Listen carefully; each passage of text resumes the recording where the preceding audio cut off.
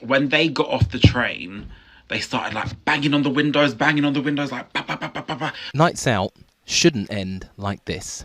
Calling me gay, calling me this, that, and the other, and I'm just thinking, why are you doing this? But for London's LGBTQ plus communities, it's a daily reality, particularly when using London's transport.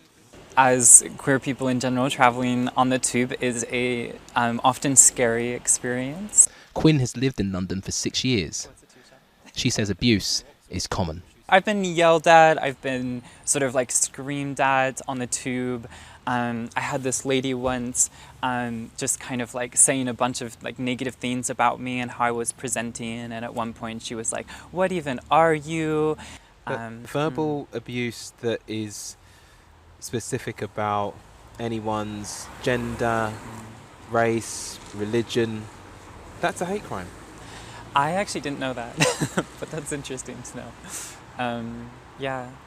I think there's a tendency as queer people to minimize some of the negative things we experience, and I think there's a lot of like coping in that. Hate crimes against LGBTQ plus communities are up in London. New research suggests there's a growing problem on our transport.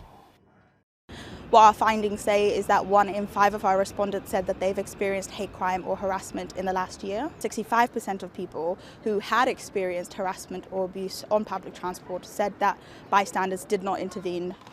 TfL say they want everyone to feel safe when travelling around London at all times without fear of abuse, and that hate crime has absolutely no place on their network. As an American living in the UK, there are many places back home that are less safe for me.